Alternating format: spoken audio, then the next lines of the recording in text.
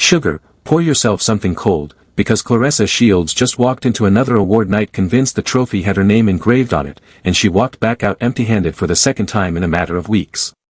This time it was the ESPYs. This time the room had cameras. And this time the internet did not stumble over itself in shock the way it used to, because at this point Claressa Shields losing an award and Claressa Shields posting something bitter about it 3 hours later is starting to feel less like a coincidence and more like a scheduled event on the calendar. Welcome in, darling. The kettle is loud tonight and we are not turning it down. Everything you are about to hear tonight is stitched together from public statements, public posts, public ballots, and receipts anyone with a phone can scroll back and verify for themselves. Nothing in this story is invented. The chatter making the rounds right now says Claressa Shields is quietly having the worst public stretch of her career, and every award season, every voter panel, every fan-driven ballot seems to be confirming it in slow motion. So sit down, get comfortable, and let us walk through it piece by piece, because the timeline on this one tells a very specific story and Claressa Shields is at the center of every single frame. The award in question is Best Fighter at the ESPYs. The winner is Terence Crawford. Third time collecting that trophy, and darling, this was not a friendly gesture. Crawford beat Canelo Alvarez. He jumped up 3 weight classes on his own 2 feet to do it. He became a 3-division undisputed champion in the process, and there is no other name in modern boxing history sitting on that exact accomplishment. Nobody had to campaign for Crawford. Nobody had to blast a graphic across social media asking the timeline to please cast a ballot in his direction. Crawford's resume did the walking and the trophy simply followed behind it like a shadow. That is how it is supposed to work. That is how it used to work for Claressa Shields, back when the record spoke louder than the caption. Because here is where things start to get uncomfortable for the self-proclaimed GWOAT. This is a fan-voted category. Not a boardroom. Not a panel of insiders trading favors behind velvet ropes. Regular fans. Regular ballots. Regular clicks. And when the public actually gets to weigh in, the public keeps not weighing in for Claressa Shields. That is not a rigged room. That is not a shadowy conspiracy. That is the audience of the sport itself telling her, again, that greatness is not something you announce. Greatness is something people hand you without being asked twice. And Claressa Shields did ask. Repeatedly. Publicly. With a full campaign attached to it. Screenshots of ballots. Sponsorship packages posted like flyers. Tags on tags on tags of fans she does not know, being pinged directly to please go vote for her. When you have to hustle that hard for a title you insist you already own, sugar, that is not confidence flexing itself. That is insecurity dressed in a filter. Real greatness does not run a get-out-the-vote operation from an Instagram grid. Real greatness lets the work do the talking and the trophy does the walking. Claressa Shields had to campaign like a city council candidate, and even then the room did not go her way. Now, some folks will try to hand her an excuse. They will say the ESPYs slotted her into a mixed category with male fighters instead of carving out a separate best female boxer trophy, and that the category itself was the sabotage. Darling, that critique is fair to raise once. But it does not explain what happened weeks earlier at the BET Awards, when Claressa Shields lost Sportswoman of the Year to Angel Reese and then hopped straight on the internet to post that she just thought accolades mattered. That was not the ESPYs category talking. That was Claressa Shields, in her own hand, tagging an awards show like she wanted them to feel her disappointment through the screen. That is not a private thought processed quietly. That is a public tantrum with a timestamp. And Angel Reese did not ask to be dragged into that. Angel Reese did the work, showed up, and got the votes. She did not sneak diss. She did not lobby. She just won. But instead of a clean congratulations from the woman who lost, the internet got a caption dripping in bitterness, and that caption traveled further than the loss itself. That is the pattern people are noticing, sugar. Claressa Shields does not appear to lose privately. Every single L becomes a post, and every single post becomes another headline that has nothing to do with boxing. Fast forward to the ESPYs and it happened again. Aya Wilson took Sportswoman of the Year this cycle and, honestly, look at that resume for a second. MVP season. Championship ring. Endorsement stack that keeps growing. A signature shoe. A national commercial rotation. That is not a highlight reel from 3 years ago being recycled. That is a whole current season body of work stacked on top of last season's body of work, and voters recognized it immediately because Aya Wilson did not need to type the words, "Vote for me," in a single caption to make it happen. She just kept building. And when you keep building, the awards keep finding you. Claressa Shields is discovering, in real time, what happens when you stop building at that same tempo and start pointing backward instead. And, sugar, let us sit with the Aya Wilson comparison for just one more beat, because this is where the receipts really start to sing. Aya Wilson has been quietly running an operation the entire sports world can see and quantify: championship hardware, an MVP trophy that voters did not have to be begged to hand her, an endorsement portfolio that reads like a Fortune 500 index, a national footprint that goes beyond the arena, and a public tone that never once asks anyone for anything. She does not tag the awards. She does not screenshot ballots. She does not campaign. She simply keeps arriving, keeps winning, and lets the ecosystem catch up to her. That is a template Claressa Shields once operated inside, back when she was young and rising and letting the medals talk for her. Somewhere along the line, the strategy flipped, and the flip is exactly what voters are reacting to now. When you replace the work with the ask, sugar, the ask stops working. And that is really the whole comparison in a single breath. One woman is stacking new wins on top of new wins, and the other is recycling a screenshot from years ago, hoping nobody notices the gap in between. Voters notice the gap. Fans notice the gap. And clearly, sugar, the ESPYs voters noticed the gap too. Look at how the grown-ups in adjacent industries handle a loss like this. Leonardo DiCaprio has stood in that exact chair, nominated, expected, and beaten. Watch the footage. There is no sneak dissing. There is no caption about how his craft mattered more than the winners. He walks over, he hugs the person who beat him, and he lets the moment belong to the person who earned it. That is what maturity looks like in a room full of cameras. That, darling, is the actual bar. Every nominee that night knew the odds. Every nominee that night lost gracefully or won gracefully. Nobody stood up and declared that longevity should have counted for more than performance, because that is not a case anyone respects when you argue it out loud.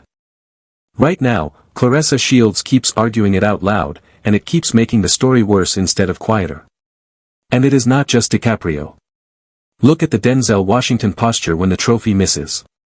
Look at the Viola Davis grace when the room applauds someone else. Look at Michael B. Jordan on his losing nights, a warm smile, a firm handshake, a quiet exit, and a stronger project 3 months later.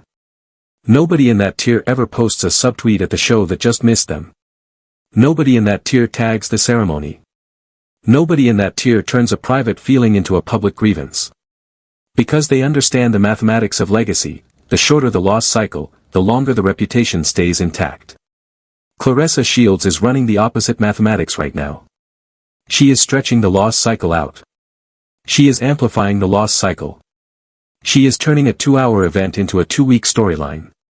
And every extra day that storyline stays alive is another day her brand loses altitude while her opponent's brands quietly climb. Then there is the Instagram grid situation, which is its own separate exhibit in this case. Go look at her page right now and count how many recent posts are pulling from 2023.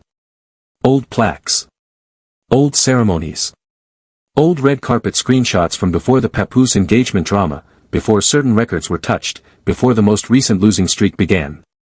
Nobody, sugar, is asking what Claressa Shields did 3 years ago. The question on the table is what is happening in her career right now. And the fact that the strongest content her feed has to offer is a throwback graphic tells you exactly where the current chapter is sitting. Champions in their prime do not lead with nostalgia. Champions in their prime lead with the next fight, the next opponent, the next city on the tour. Reaching backward instead of forward is usually a sign there is not much forward to point at yet. Look at how the successful fighters in her weight class handle their feeds. They post training. They post nutrition. They post sparring clips. They post their team. They post their next opponent. They post the countdown to their next date on the calendar. Claressa Shields' recent feed is skewing in a different direction: retrospection, grievance, replies, receipts. And, sugar, a fighter's Instagram grid is functionally a resume that hiring committees called sponsors read every single week. When the grid pivots from forward-looking to backward-looking, the sponsors read it that way too. And sponsors, unlike fans, do not send subtweets. They just quietly stop responding to the emails. And this is where the pattern starts to feel bigger than an award show. Because it is not just the ESPYs. It is not just the BET loss. Fans have been buzzing that her grandmother's home reportedly slipped into foreclosure proceedings. Followers report her engagement rate has been sliding month over month. Nominations that seemed automatic a year ago are quietly evaporating. Any one of those things, on its own, is a bad week. Anyone can have a bad week.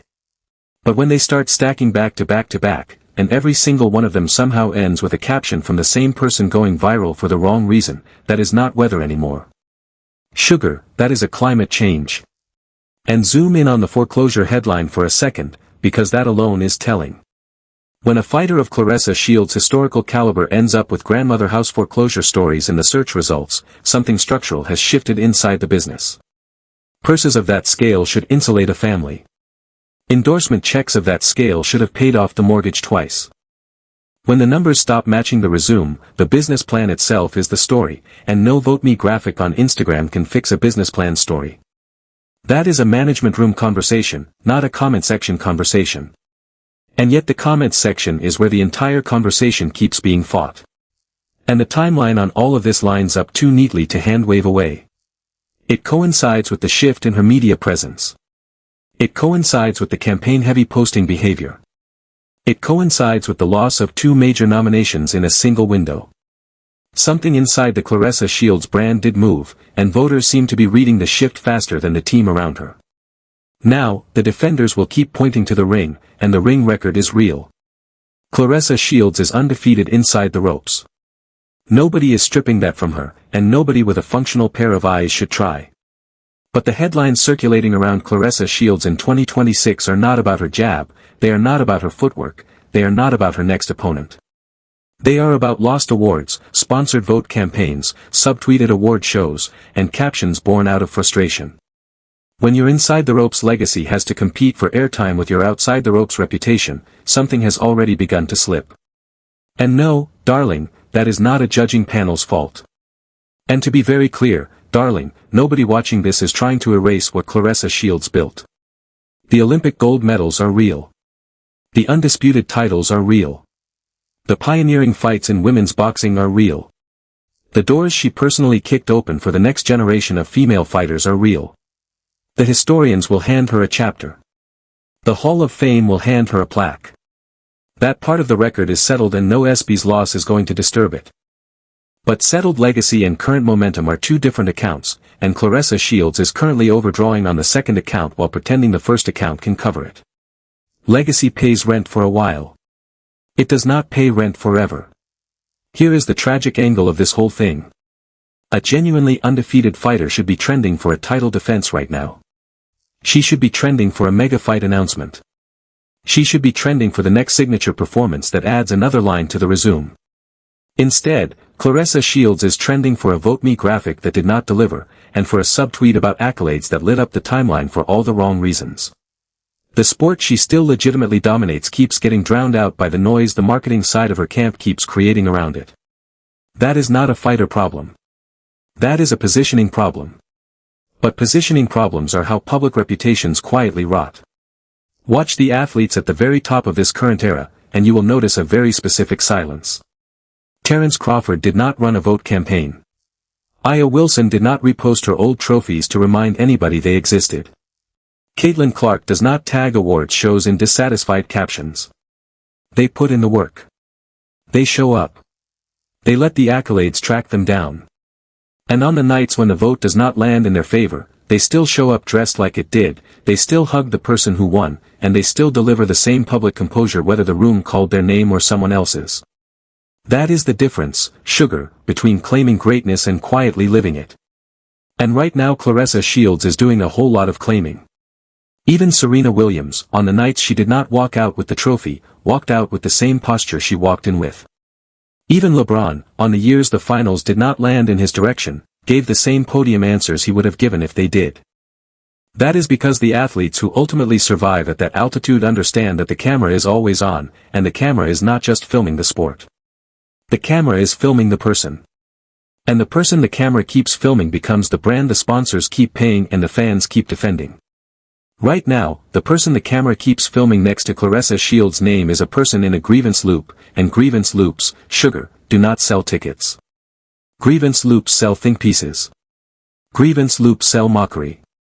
Grievance loops sell everything except the next pay-per-view. Real greatness is a quiet confidence backed up by receipts that do not require a caption underneath them to explain what they are. It is the trophy walking to you. It is the ballot arriving without being begged. It is the room applauding without being tagged. It is the sport itself giving you the flowers because you built a garden nobody else could grow. Until that shift happens for Claressa Shields, these losses will keep piling up. The commentary around them will keep piling up. And every award season will keep looking a lot like the last one, right up until the next caption goes live and pours gasoline on the whole thing all over again.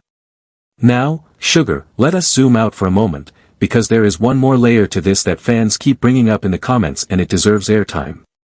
Boxing itself is in a very specific era. Terence Crawford is peaking. Canelo just handed the sport its biggest cultural moment in years by taking the loss.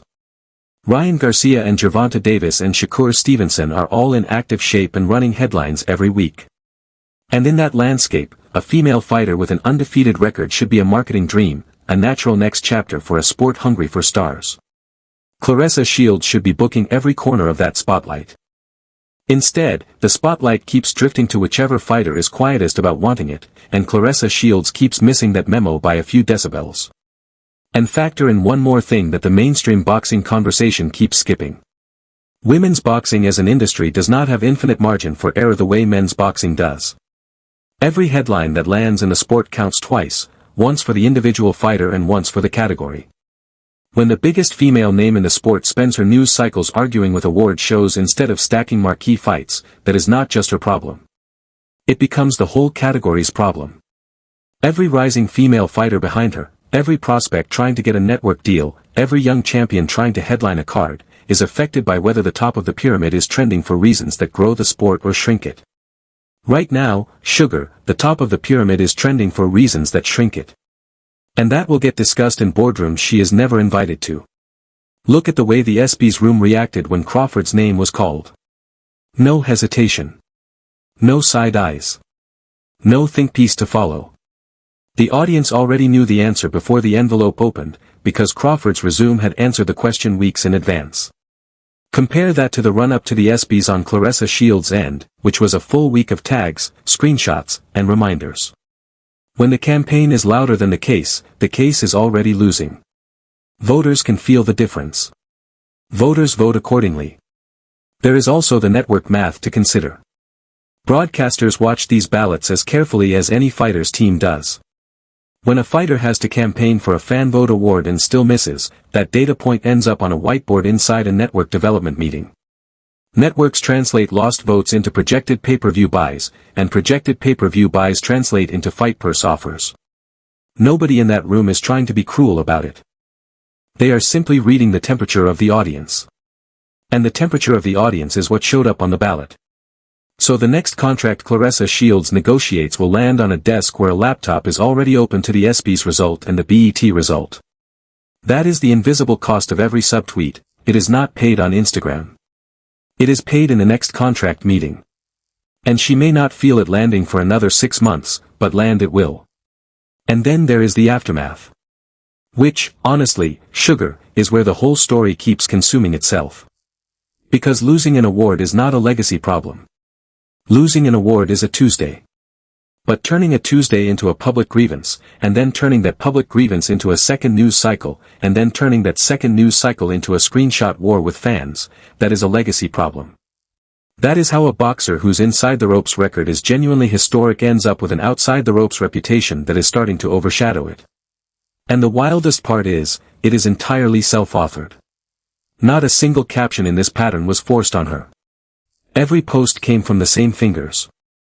So let us zoom back in and recap where we actually landed tonight. Terence Crawford won Best Fighter fair, clean, and unanimously. Aya Wilson took Sportswoman of the Year on a resume that could be read from space. Claressa Shields lost both of the biggest recognitions in her window.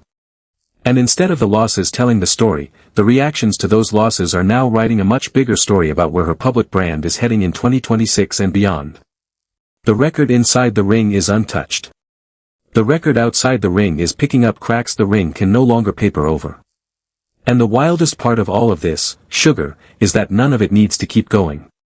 She can course correct in a single week. She can go silent on the awards conversation. She can announce a fight. She can post a training video and let the noise die on its own. Fighters have rebuilt public perception in half the time.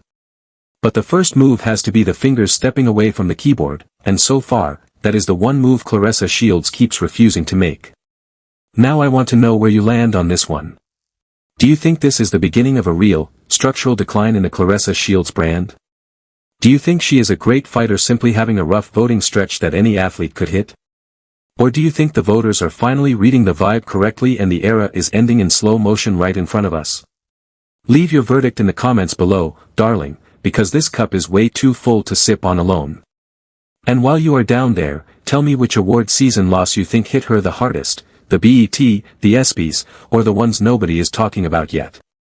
I am reading every single one, sugar. Every single one. See you on the next pour.